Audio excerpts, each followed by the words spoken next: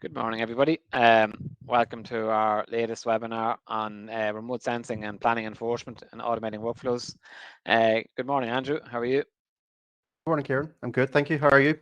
Not too bad, not too bad. I think the thunder has stayed away for a bit anyway, so we're not. Yeah.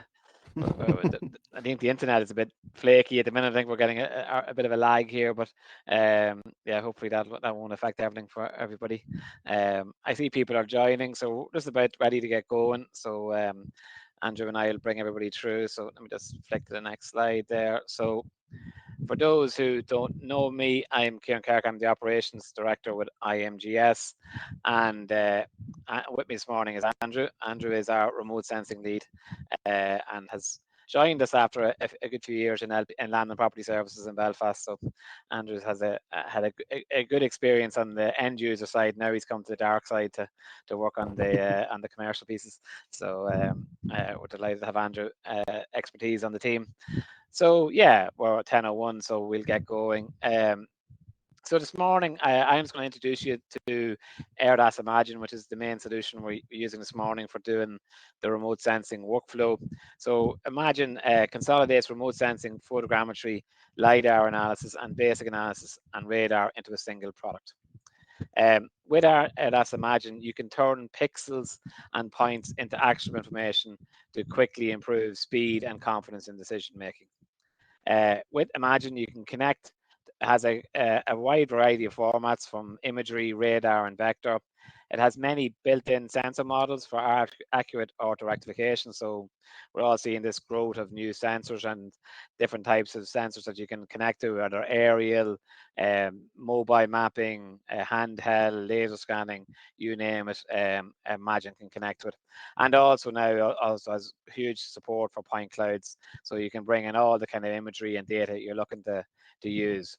With Imagine, we can process hundreds of images. There's an intuitive user interface to build and test the models. We can do auto mosaicing and compression.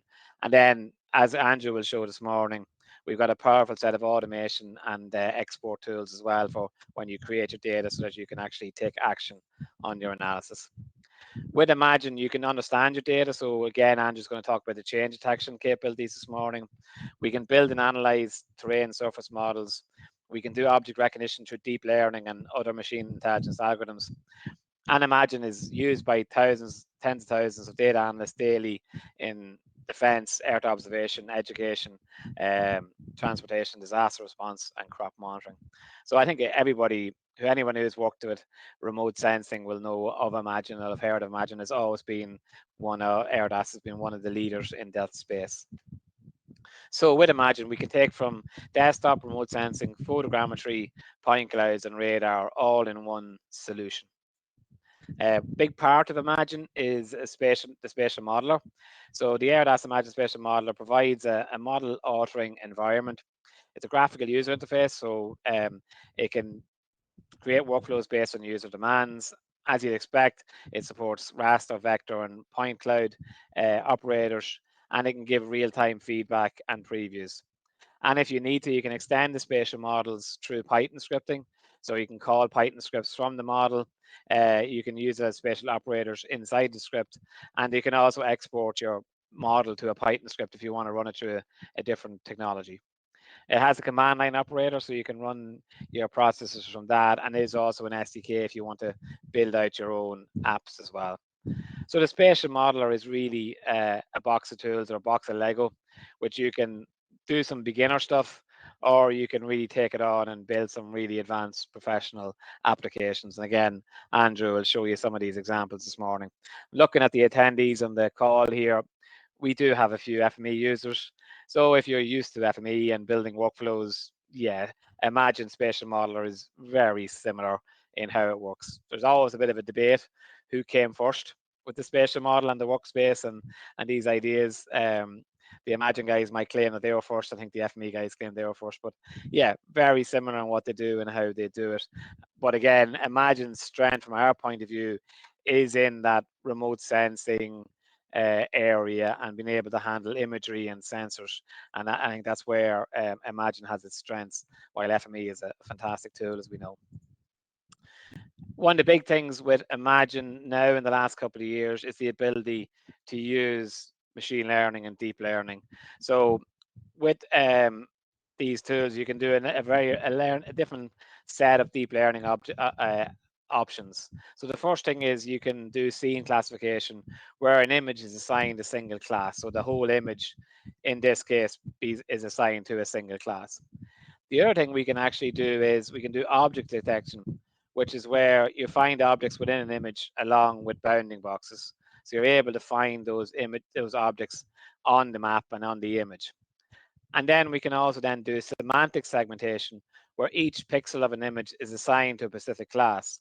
And this is where we really get to advanced stuff, where you're actually identifying this is a building, this is a tree, this is a road, being able to semantically analyze that information. And then if you take it a step further, being able to break each instance of those segments into different records. So identify that this is building X and this is building Y. So that's where we've always had remote sensing. We've also had NVDI, the ability to classify images for 20, 30 years.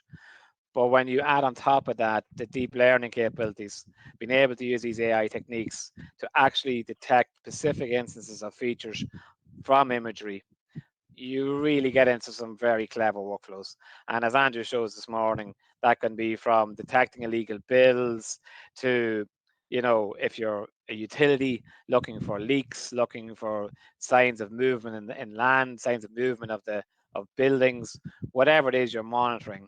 With these kind of techniques, as the old school NVDI added to the new AI techniques, you really have some very powerful capabilities. So with Imagine, you can then take what you're doing, your remote sensing, your modeling, and then create out geospatial services, which then can be used in any application. And again, this morning, we're going to talk about how we've taken the advanced analytic in the remote sensing in Imagine and then populated it out into Hexagon Map Enterprise to create workflows and to take action. So Map Enterprise is a platform that helps you tackle your geospatial challenges via configuration. So with it, we have a workflow engine that can be used to guide users through complex business processes. You can then do editing of top of that data, so you can do accurate data capture. It's all secure and auditable, allows you to share and scale. So what Andrew will show you this morning is how we're able to take the output of the remote sensing model and then put it into a workflow system to take action, to do something with it. Not just create the model for the sake of it, but actually build it into a day-to-day workflow that then sees action and sees results. With Map Enterprise, it provides the best tools for each different role. So you've got manager, specialist division, field crew, and GIS expert. So we can build whatever type of application, whether it's a mobile app, dashboarding app, a BI app, to what we call our rich client, where you can do editing in the browser and capturing data. And just to give you an example of this kind of workflow, this is the latest 3D viewer from Map Enterprise. You can see the point cloud data. There's a little bit of a funny there on the screen with the imagery, but that's just a bit of a glitch in the video. But you can see how we're taking a 3D data, the point cloud information, and then able to do a cross section of that 3D data in the browser, and then identify where the vegetation is hitting the power line, create a workflow, and in that workflow, assign a job for a team to go out and cut the trees. So again, it's taking the data, taking this 3D information, being able to do comparison of information, being able to see the point cloud, being able to see the imagery after and beforehand, all through one solution. But then having the power of the analytic behind us, using tools like Imagine to actually generate this data so that we can then take action and it can be used by any user, not just an expert remote sensing user. Sorry, skipped on. And sorry. So I will hand over to Andrew. I'll let you share, Andrew. Let me stop sharing, and you can take it from here and bring us through the enforcement workflow. Yeah, no problem. I'll just share my screen now.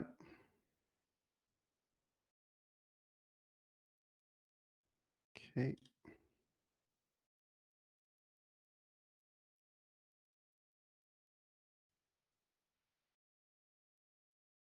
Okay.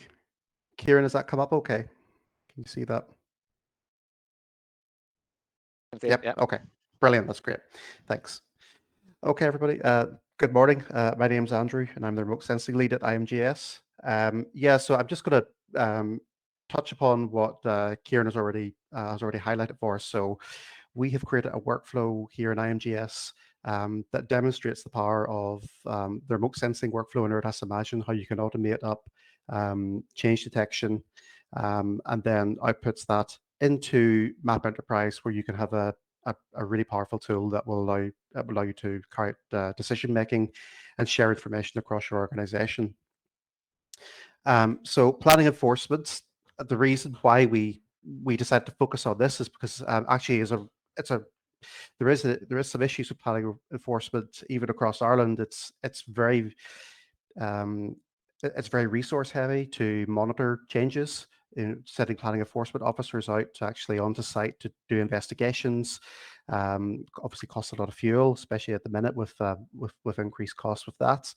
And there's a lot of complexity around planning enforcement as well. So the idea is really to use remote sensing to create a tool that allows us to monitor that change and provide evidence within an application that planning enforcement officers can then use to help them in their day-to-day job. And of course, planning enforcement is very, very important. We have to make sure that all of our development is within pre-approved planning permission. And that's to help us ensure that we don't have urban sprawl, ensure that we're accounting for all building development for property taxation purposes, and also to ensure that we don't have a reduction in green space as well. So when coming up with the solution, we decided to look at 3 key themes, and these are to monitor, evaluate, and act. So monitor is to essentially use a remote sensing technique that will monitor changes to the built and natural environment, and allow us to quantify that. Then looking at Map Enterprise to provide an evidence-based evaluation tool that will present the change data. And then that allows decisions to be made where then planning enforcement officers can then share that information around the organization and then act on that as well if they do discover where planning breaches are. So remote sensing, we're going to use that for our monitoring part of our workflow. For those of you who are maybe not as familiar with remote sensing, it is essentially a way to detect objects from a distance, and then classify that into some kind of semantic information that's of more use for you. So there's many different ways that we can carry out remote sensing. There's aerial-based remote sensing, spaceborne remote sensing. We can also use UAVs, or we could use terrestrial remote sensing devices like a total stations or mobile mapping solutions, like your cars with the sensors on top that collect the Google Street View product, that kind of idea.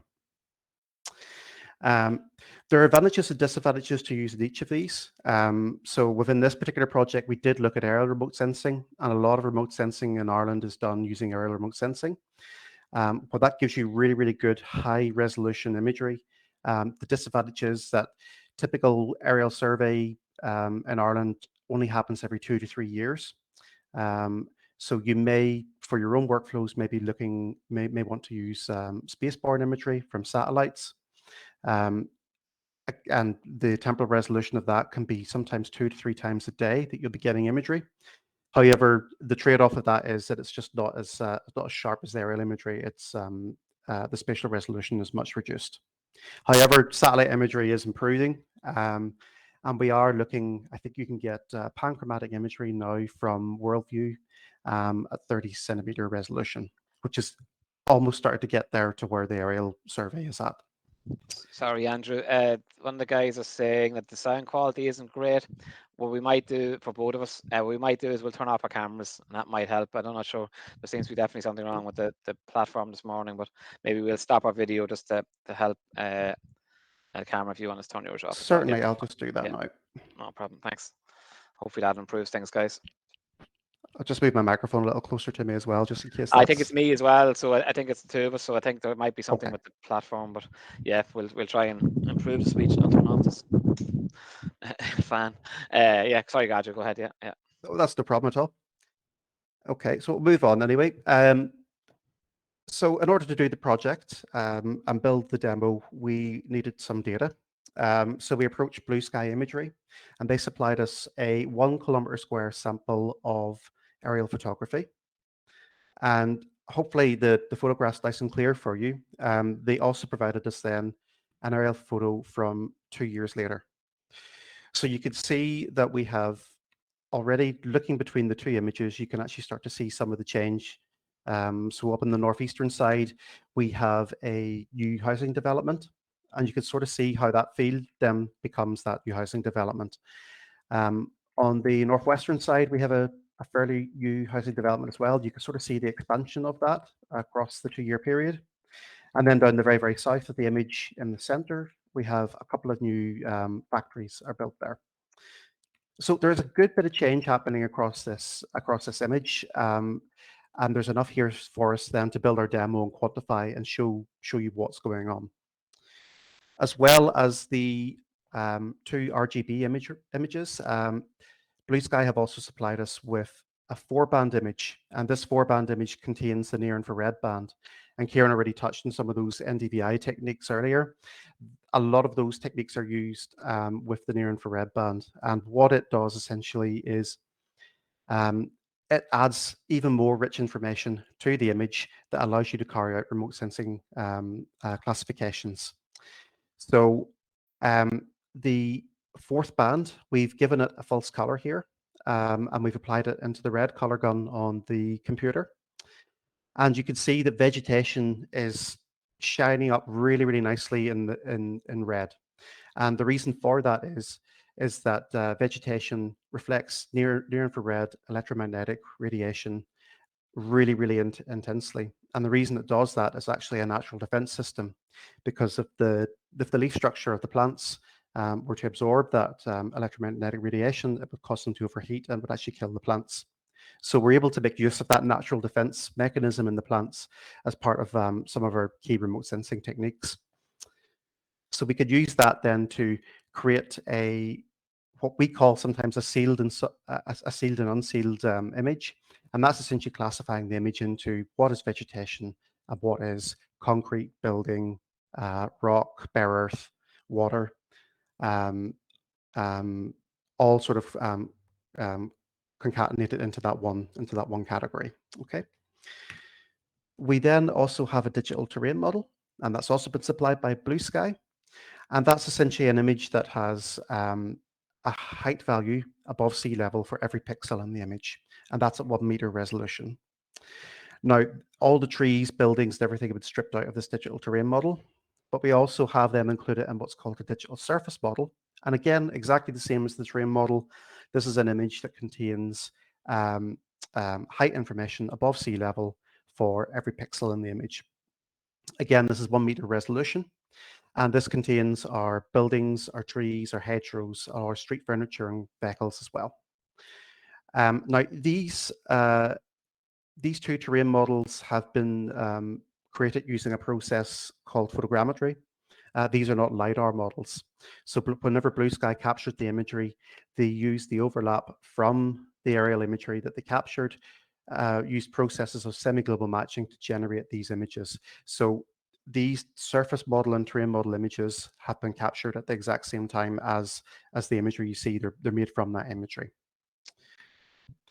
And also we've also created polygons, just to add a bit more rich information into the demo.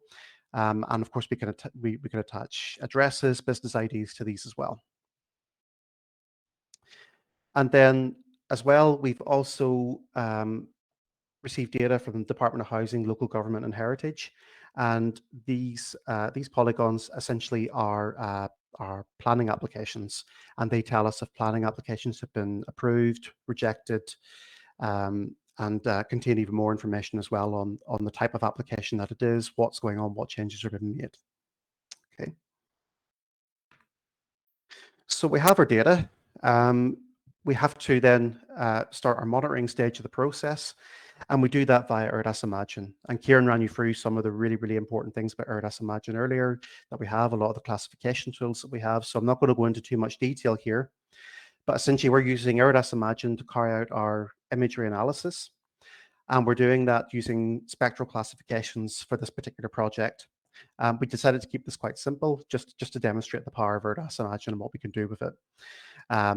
For your own workflows, if you think maybe, oh, I want to look for something else different from what we've done here, you can have a think as I'm describing everything that we're going through in this process and how we connect it up to Map Enterprise.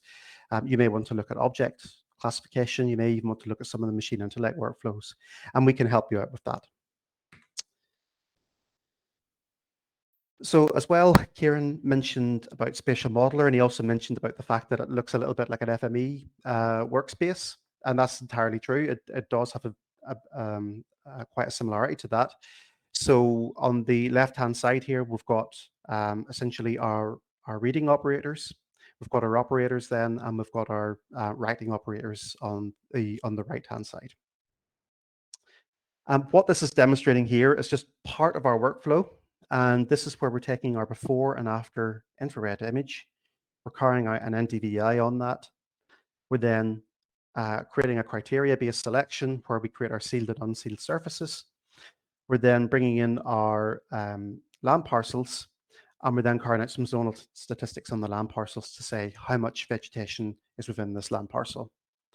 And then towards the end of the workflow there, we're joining everything up, and we're then outputting that where we can start to measure the change then, because we've got that before and after value for how much vegetation we have in each of the land parcels. And this is just part of the workflow. You can then build on top of this and keep building and building up, making it more complex. And we were able to bring in our planning applications. We're also able to bring in our building detection as well, and bring in all that 3D data too, to create quite a complicated workflow.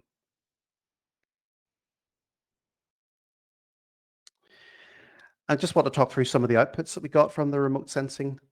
So on the left-hand side here, you can see this is our 1 kilometer square again, and you can see the blue shapes on the image. These are our detected buildings, and you can also see the green shapes. These are the detected buildings that weren't in the first image but appeared in the second image. So within that 2-year period, this is the building that has gone on within this kilometer square. So you could see what I highlighted earlier, that housing estate up in the northeast. You can see all of that has come through nice and clearly. Now, you will notice there's a little bit of noise with this data, and that's something that does happen quite a lot in remote sensing, especially when you're working with such high resolution imagery. You will get a little bit of noise, you'll get some misclassifications. So you do have to write in as well to your spatial modeler some techniques to actually remove some of that noise and get rid of it. Just moving on, same idea here as well with the vegetation. So we've taken our vegetation at height, anything above 2.5 meters. We have then done a before and after comparison. So everything you see here in green is existing vegetation. Everything you see in red is vegetation that has been removed between the 2-year period. And everything in light green then is where we've had vegetation growth. And again, I just want to put a caveat on that there may be vegetation removed here. That could be as a result of maybe hedgerow cutting. It maybe hasn't quite made the cutoff point.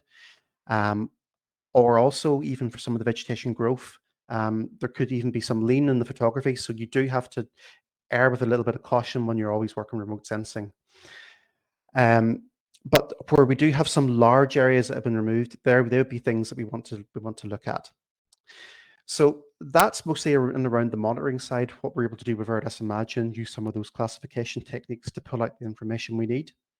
But we also need to then get that into a format that's nice and easy to read for everybody. So people who are maybe not as familiar with remote sensing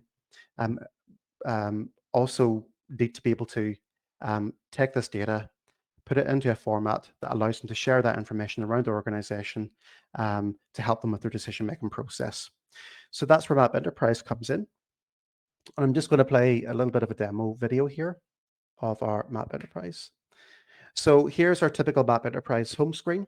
And your organization may already have this and may already have a number of Map Enterprise apps. This is one of our demo tenants that we have here in IMGS. And we've created 2 remote sensing demo apps for you to look at this morning. So the first one here is a feature analyzer. It's just going to load up now. So it's a typical web application. We have a web mapping viewer in the middle here, and we have our polygons. And then on the left-hand side, we've got our dashboard. So we have all of the information that we've been able to get from remote sensing, all automatically generated here on the left-hand side. You'll notice the polygons are colored. The colors represent where we have vegetation loss or vegetation gain. Vegetation loss being the red, and where we have maybe polygons that have not had very much change between the vegetation, they're colored yellow. And with this feature analyzer, you can start to switch on and off layers depending on what it is you want to get out of it. You can look where there's been no building work, or sorry, where there has been no new buildings detected, and where there has been new buildings detected within that land parcel. You can also filter by the amount of vegetation gain or loss. And we've also incorporated the planning applications as well with this, and we're able to then filter by whether or not we have granted planning permission, there's no planning application associated with the polygon, or it's been refused. So what we're doing here is we're filtering by polygons that have had quite a lot of vegetation gain. And we're just going to switch on the imagery layers so we can bring all of this in as well. We can bring this in as a web service. You could also bring in OSI data or LPS data for this. And we can investigate very, very quickly what's happened within this 2-year period. So we can see that these 2 land parcels have been left and the vegetation has been able to grow. But beside us here, we've got a land parcel that's had a brand new car park put in, and they've had quite a bit of vegetation removed. And we can just switch our layers back on, and we can see that's been picked up by remote sensing as vegetation loss. We can isolate this, and we can see that planning permission has been granted. And we can also create tooltips here that will be able to tell you the kind of planning application, what it was done, and all that rich information we can bring into Map Enterprise. We've got quite a number of polygons here with significant vegetation loss. And again, we could just use the imagery to just double check what's going on here. And we can see between the 2 years that we've had a new car park put in. We've had this business has increased its space for the concrete yard. So you can see we've had vegetation loss here. And again, we can just click on all these to make sure that we have planning permission granted for these.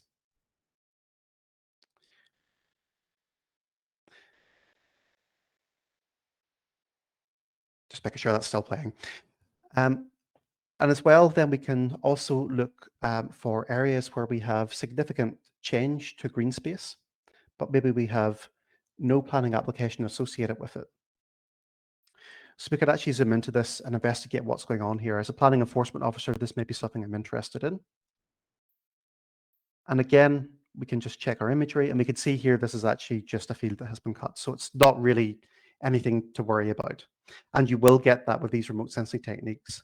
This is where things like this will come through. So you may want to build on this and bring in object-based detection or some of the machine learning workflows as well.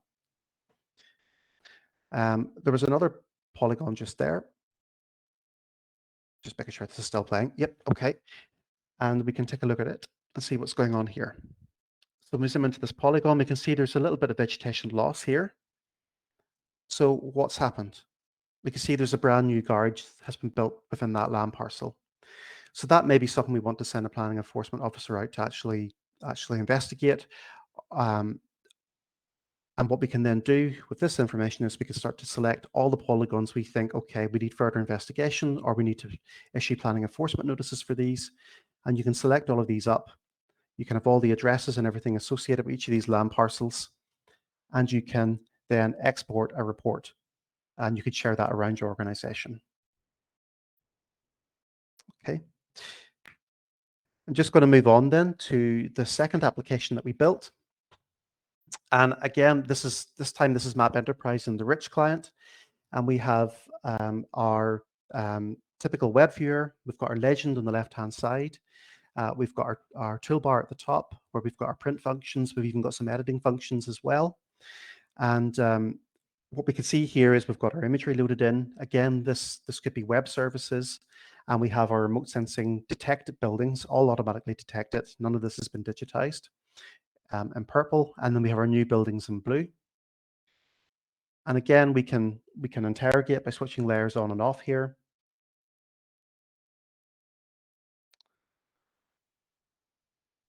And you can see then that that area that I highlighted earlier up in the northeast, that new housing estate has come in. We could also bring in where we've had tree removal, and you can see that area, that new car park that went in. And we can also bring in existing trees. Now, Ciaran mentioned earlier about how you could even look at, you could use Map Enterprise and remotely sense data to for power line management. And again, if you bring in layers like this has all come automatically detected trees that has come from point clouds. And you can apply height information into these trees as well. So you can actually have a full GIS working layer here for those kinds of workflows as well. And also what we can do is we can also edit the buildings. So sometimes for remote sensing, buildings can have quite jagged edges, and that's just due to the nature of the imagery that we're working with. And what we've done here, I've actually already carried out an edit geometry on this building. You may want to capture this. And it gives you a heads up for mapping and land use change as well if you want to capture any of that kind of information. What we also could do with an application like this, and I don't have it in the demo video, is we can also create up forms that allow you to create a workflow. So you can then assign changes that you see to maybe a planning enforcement officer within your office, and you can create a form then that will then be sent to their inbox for their caseload. So really just to summarize what we've been doing. So we've used ERDAS Imagine to quantify and monitor the changes across our sample area. And we can scale this up to a full administrative area, or we can even scale it up nationally depending on the data sets you're using. And that's how we monitor. We monitor the change. We detect the features that we want to get out of the areas. And we're then taking that data and we've integrated it into Map Enterprise to create an evaluation tool to help with decision making. And then we're able to use that Map Enterprise tool to share that information around the organization or create other workflows to allow you to then act.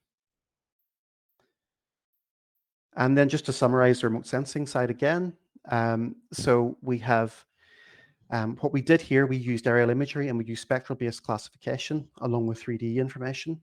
But for your workflows, you may want to use satellite imagery to infill in between maybe that 2 or 3 year period before you've got a revisit from an aerial camera.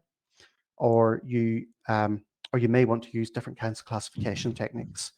For your own workflows, you may want to use object-based detection, maybe some of the new machine learning workflows that Ciaran was talking about earlier. There's so many options, so many things that you can do with all of this data that you have. Okay. I think that's pretty much me. Thank you very much for listening. And if you have any questions, I'll pass you back to Ciaran. All right, thanks, Andrew. If you can just stop sharing, then I can. Oh yeah, good man. I'll share again. Just one last piece. So yeah, just to finish off, I just want to talk about Google Earth Engine integration now with Imagine. Andrew, you can see my screen, yeah? Yeah, that's clear. Yeah, okie dokie. So Google Earth Engine, in their own words, is a planetary scale platform for earth science data and analysis. So again, one of the big things that's always been a challenge with remote sensing is access to data. And especially in a country, we're not seeing it in the last few weeks, but in a country that's got a lot of cloud and a lot of rain, current imagery has always been a bit of a challenge, but that's improving. There's more and more information out there that we can get to.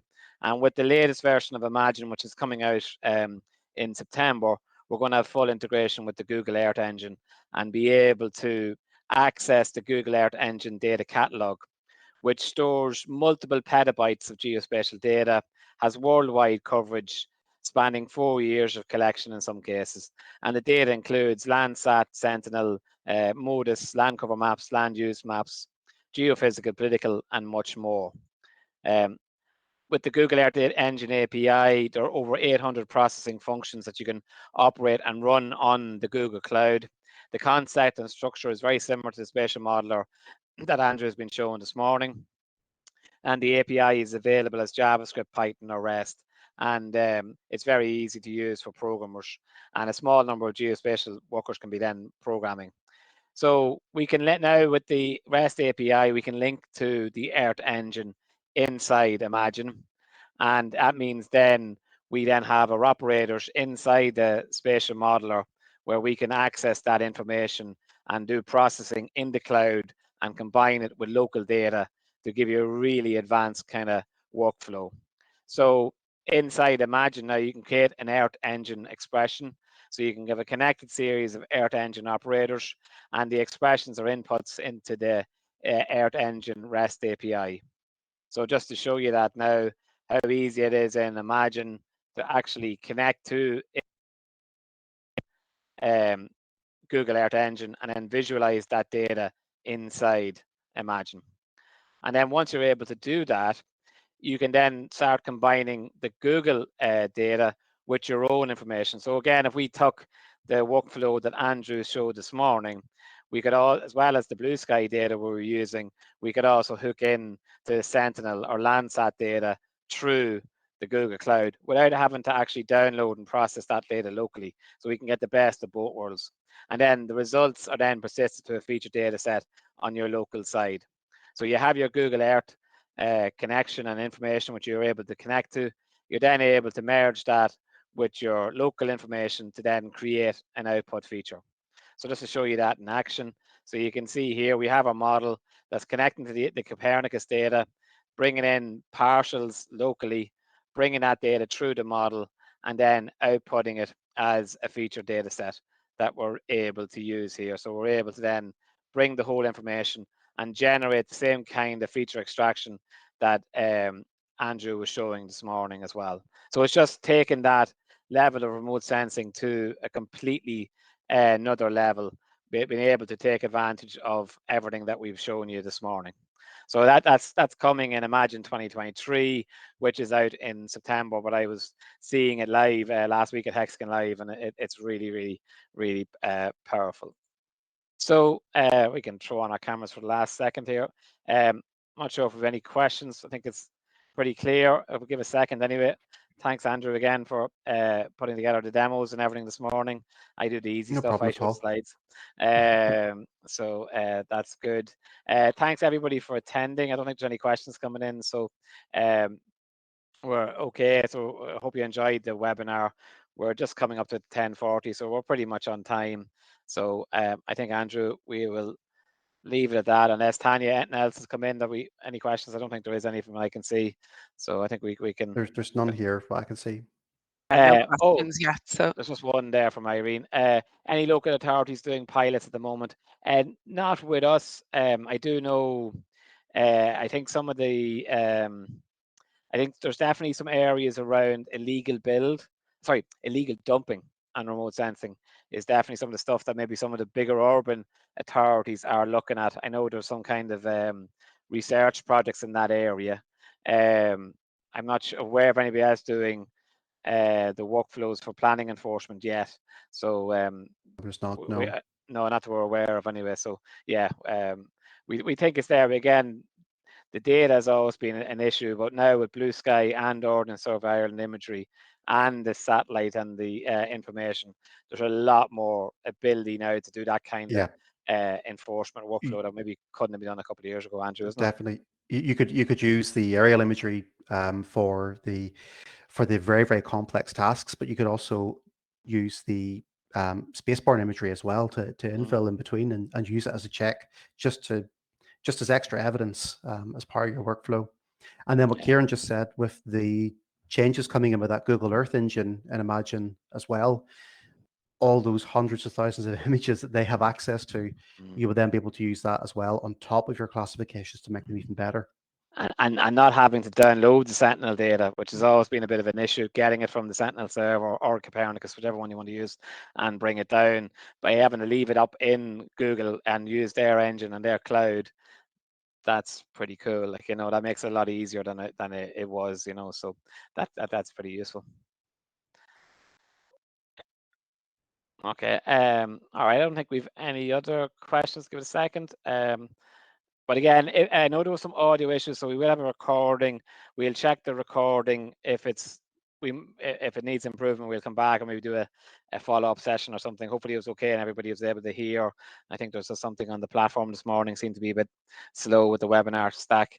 But yeah, hopefully everybody was able to hear it. And but if there's something you didn't hear or you want to follow up, please reach out to myself. I think Garrett is also on the call somewhere. He'll always be happy to discuss with anyone who wants to discuss, and we'd be more than happy to give a direct presentation if you like. Okay, all right. Well, listen, thanks everybody for attending. Yep. Thanks, Andrew, Thank you, everybody. and Tanya in the background for keeping everything going. And Everyone. I think we're stopping we've done a lot of webinars in the last couple of months, so I think that we'll be taking a wee break for the summer. But keep an eye out. We'll have another series of GIS and data webinars in the autumn. So we'll talk to you then. Oh, and actually, God, forgot. We also will have our FME and our data conference in Dublin. Tanya, keep me right, 20th of September in the Ashling Hotel, face to face. I think some of the people on the call might even be speaking. Yes, so they are. yeah, so we hope to see you all there. We will be talking more data, FME, and governance and lots of other things in analytics. So hopefully you'll see you at that event in the 20th of September. All right. Thanks everybody. Have a good day. I hope you enjoyed the good weather. Thanks. Bye. Thank you. Bye bye. Bye. Bye. Bye.